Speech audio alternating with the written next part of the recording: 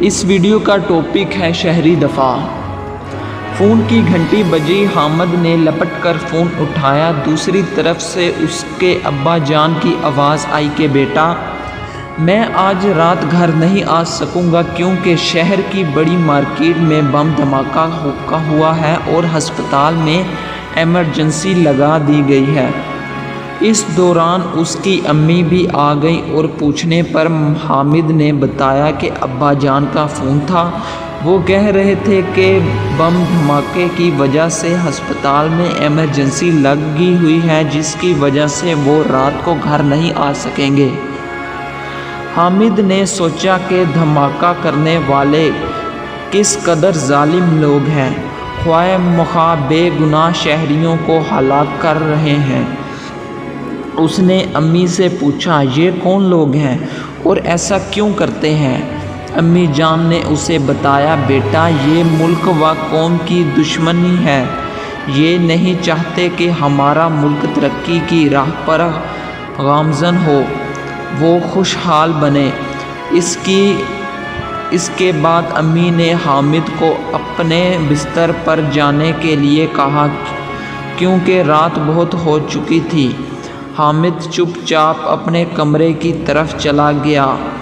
وہ بستر پر لیٹا تو گیا مگر اسے نیند نہیں آ رہی تھی۔ وہ مسلسل سوچتا رہا کہ یہ سب کیا ہو رہا ہے، یہ کون لوگ ہیں جو چند سکوں کی عوض قیمتی جانوں کا سودا کرتے ہیں اور ملک میں تباہی پھیلاتے ہیں۔ یہی باتیں سوچتے سوچتے حامد سو گیا۔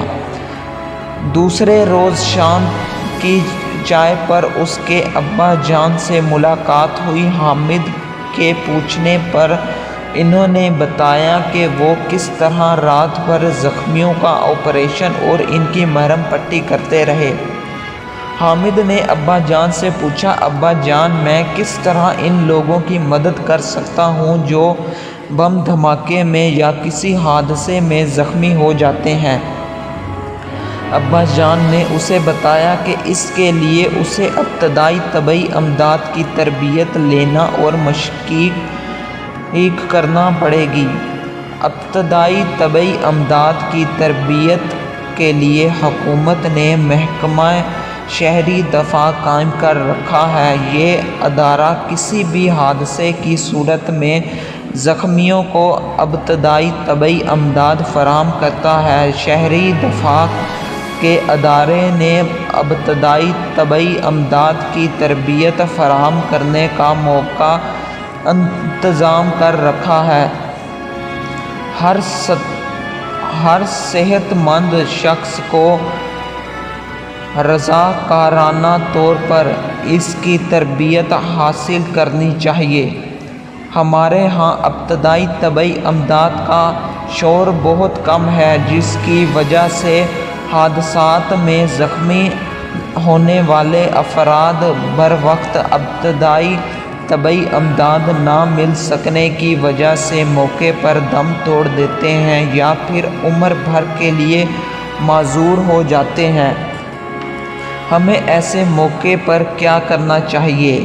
حامد نے پوچھا۔ ابا جان بولے، پہلے تو ہمیں ایسے حادثات کی روک تھام کے لیے اپنے ارد گرد پر نظر رکھنی چاہیے تاکہ ملک کا کوئی دشمن اس طرح کی حرکت نہ کر سکے۔ دوسرا کہ اگر کہیں اس طرح کا حادثہ رونما ہو جائے تو ہمیں وہاں جھمکنا نہیں بنا لینا چاہیے۔ اس سے زخمیوں کی ابتدائی طبی امداد میں رکاوٹ پیدا ہوتی ہے۔ ہنگامی حالت میں عمارتوں کو خالی کرنے کے لیے راستوں کا تعین لازمی کرنا چاہیے اور ان سے عام لوگوں کی آگاہی اشد ضروری ہے۔ آگ کو بجھانے والے آلات کا عمارتوں میں ہونا بے حد ضروری ہے۔ زخمیوں کو کھلی اور تازہ ہوا میں لانا چاہیے تاکہ انہیں سانس لینے میں دشواری نہ ہو۔ دھوئیں سے بے ہوش ہونے والوں کے کپڑوں کو